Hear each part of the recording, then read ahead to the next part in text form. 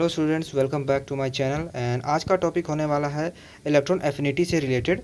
तो चलिए शुरू करते हैं। पहला टॉपिक है electron affinity and electron gain enthalpy. तो देखिए, जैसे कि इसके अंदर क्या होता है, आइसोलेटेड गैसेस एटम है। अगर इसमें हमने कोई एक इलेक्ट्रॉन ऐड किया तो इसके वैलेंस शेल पे एक इलेक्ट्रॉन ऐड हो जाएगा एंड इसी प्रोसेस के दौरान एक एनर्जी रिलीज़ होगा, और एनर्जी रिलीज़ होगा तो इसको बोलते हैं exothermic process.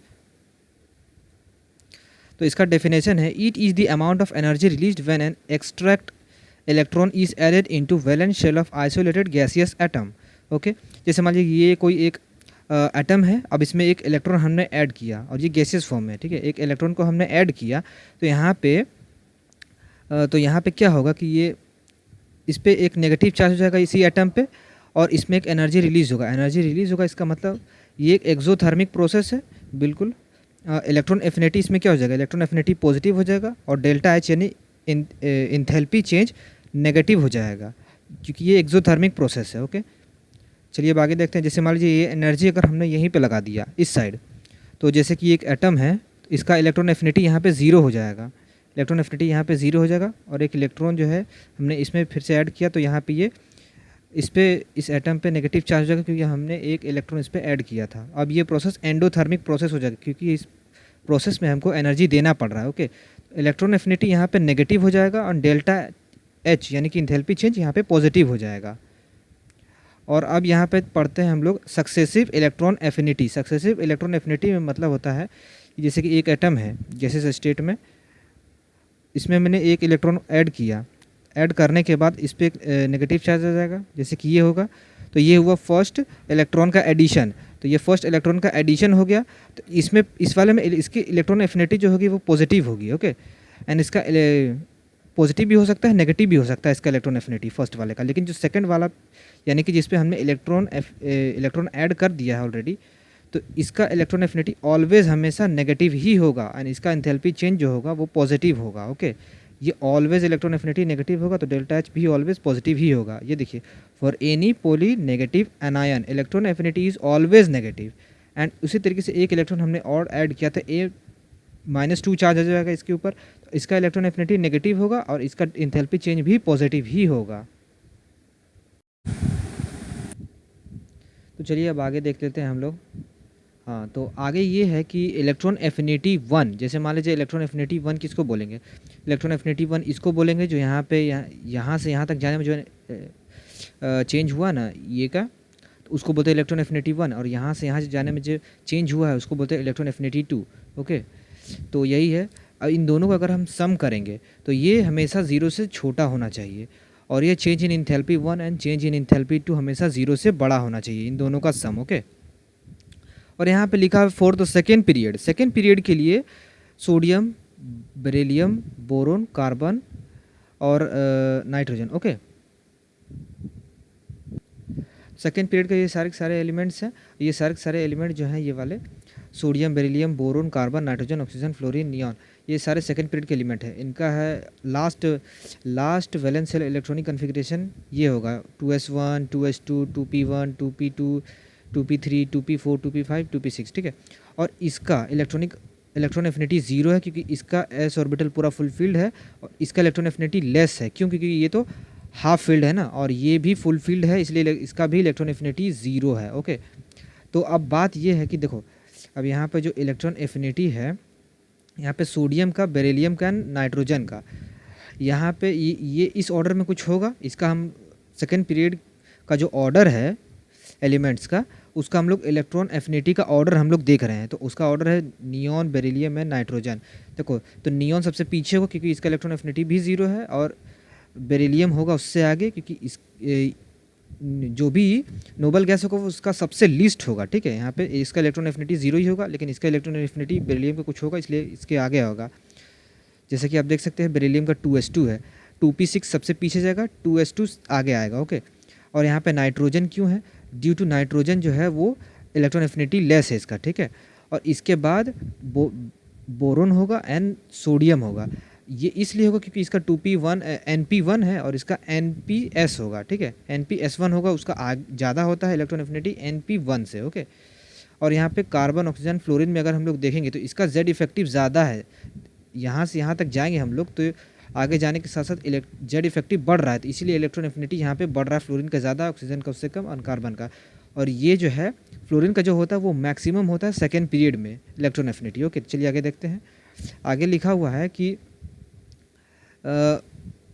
Maximum electron affinity in period, तो पीरियड में सबसे ज़्यादा इलेक्ट्रॉन एफिनिटी पीरियड में सबसे ज़्यादा होता है हेलोजन ग्रुप का। ओके, और हेलोजन का सबसे ज़्यादा होता है, हेलोजन वाले एलिमेंट्स जो भी होते हैं। मिनिमम इलेक्ट्रॉन एफिनिटी जो होता है इन पीरियड में वो होता है नोबल गैसेस का सबसे मिनिमम होता है, लीस्ट होता है। ओके, तो चलिए अब यहाँ पे अब आगे भी देख लेते हैं।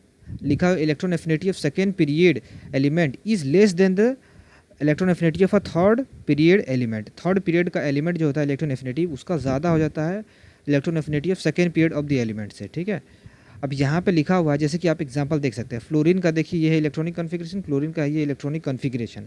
ओके, तो ये है इलेक्ट्रॉनिक कॉन्फ़िगरेशन। अब इसमें क्या है कि हाँ, तो देखिए ये वाला जो है, ये जो लास्ट वैलेंस सेल है 2p5, ये थोड़ा सा स्मॉल है। ठीक है, इसका साइज़ थोड़ा स्मॉल है, तो स्मॉल रहेगा तो इसके चलते इसमें जो एक इलेक्ट्रॉन हम लोग एंटर कराएंगे तो वो रिपेल कर जाएगा, उसके वजह से इसमें अनस्टेबिलिटी आ जाएगा और इसका जो इलेक्ट्रॉन एफिनिटी हो जाएगा वो कम हो जाएगा। जबकि 3p5 का जो साइज़ होता है वो इससे थोड़ा बड़ा होगा। ठीक है, इसका साइज़ थोड़ा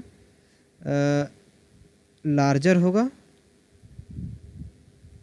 अगर इसका साइज़ थोड़ा लार्जर होगा तो इसमें जो इलेक्ट्रॉन एंटर करेगा उसमें लेस रिपल्शन होगा, तो लेस रिपल्शन होने के साथ साथ ये इलेक्ट्रॉन को अपने अंदर रख पाएगा और उसी के चलते यहाँ पे जो भी इलेक्ट्रॉन एफिनिटी होगा वो इससे ज़्यादा हो जाएगा। ठीक है, इसीलिए इसका इलेक्ट्रॉन एफिनिटी थर्ड पीरियड का जो भी एलिमेंट होता है वो second period of the element से ज़्यादा होता है। ये सेकेंड पीरियड का है और ये जो है वो आपका थर्ड पीरियड का है। ओके, तो इस तरीके से चलिए बाकी देखते हैं।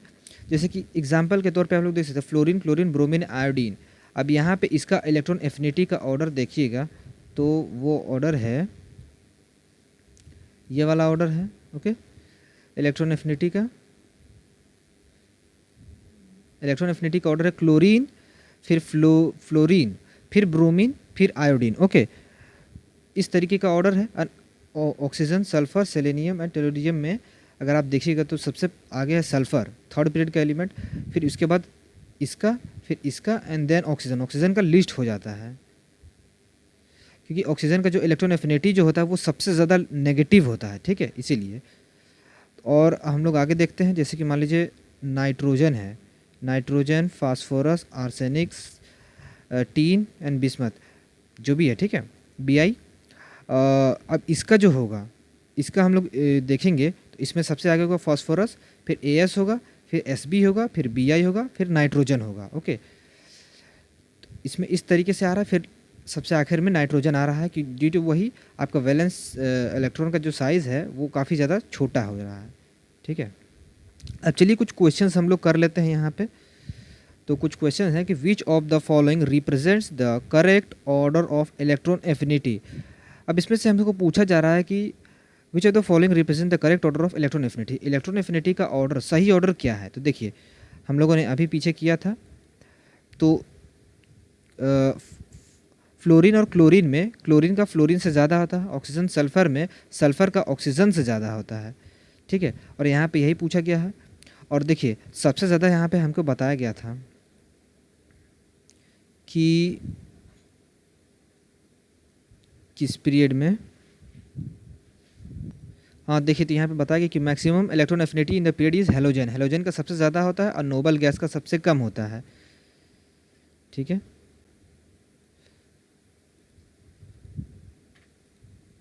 तो विच of the following represent the correct order. तो सबसे ज़्यादा हेलोजन वालों का होगा, हेलोजन वाले का होगा, तो सबसे आगे क्लोरीन होना चाहिए क्योंकि क्लोरीन का फ्लोरीन से तो ज़्यादा होता है।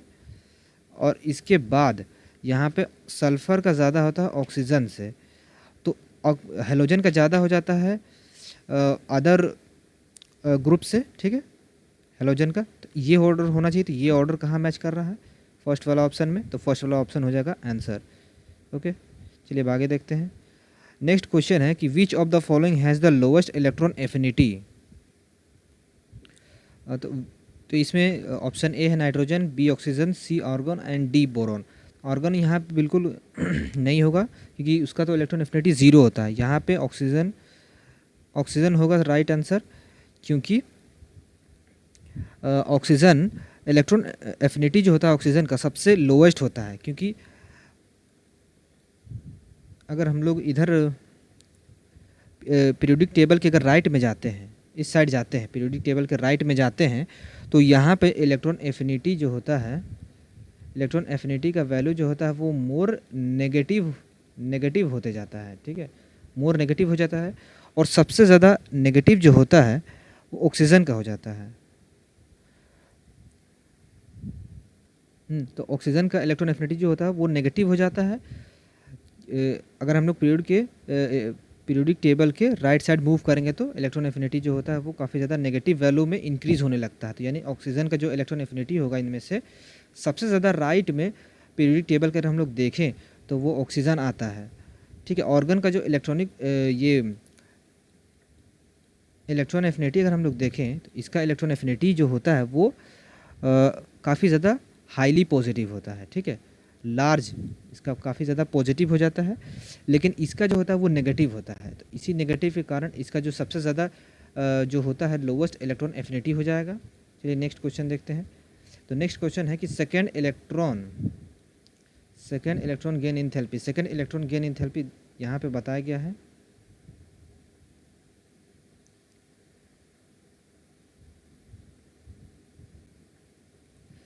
ये देखिए इलेक्ट्रॉन एंथैल्पी ये वाला है, second electron enthalpy always negative है, तो बस यही हो जाएगा वहाँ पे भी आंसर। तो सेकेंड इलेक्ट्रॉन गेन एंथैल्पी जो है, सेकेंड इलेक्ट्रॉन गेन एंथैल्पी क्या होगा, ऑलवेज नेगेटिव। और ये एक लास्ट क्वेश्चन है, the element having very high ionisation enthalpy but 0 electron gain enthalpy. तो देखिए इसमें से हो जाएगा हीलियम, हो जाएगा आंसर, क्योंकि हीलियम एक नोबल गैस है। हीलियम एक नोबल गैस है, इसलिए इसका इलेक्ट्रॉन एफिनिटी जो होता है वो 0 हो जाएगा। ओके, लेकिन आयोनाइजेशन एनर्जी जो होता है वो इसलिए होगा क्योंकि इसका 1s1 1s2 इलेक्ट्रॉनिक कन्फिग्रेशन, और जो ये 1s ऑर्बिटल यहाँ पे फुलफिल्ड है। s ऑर्बिटल यहाँ पे क्या है कि s ऑर्बिटल यहाँ पे फुलफिल्ड है, इसी के चलते इलेक्ट्रॉन एफिनिटी जो होगा यहाँ पे काफ़ी ज़्यादा